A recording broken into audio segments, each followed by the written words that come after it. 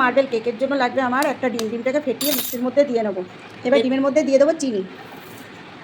এবার এর মধ্যে দিয়ে দেবো কপটা ভ্যানিলা এসেন্স, দেবো অয়েল।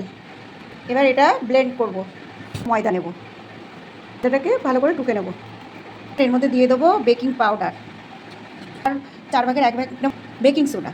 এবার দিয়ে দেবো যে মিক্সির মধ্যে, এবার ময়দার মধ্যে দিয়ে ভালো করে মিক্স করে নেব। করে নিয়েছি। এবার কালারের জন্য দুটো আলাদা করব। এবার এর মধ্যে দিয়ে দেবো চকলেট। এবার এটাকে ভালো করে মিশিয়ে নেব। এবার মোটার ভিতরে একটু তেল লাগিয়ে নেবো, ঢেলে দেবো।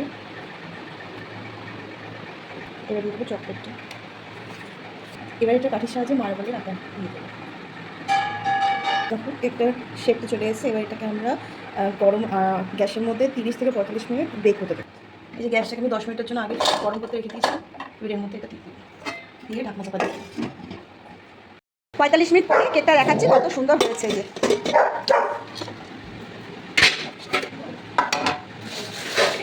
যেমনি নরম হয়েছে তেমনি সফট হয়েছে। এই যে কত সুন্দর নরম সফট হয়েছে।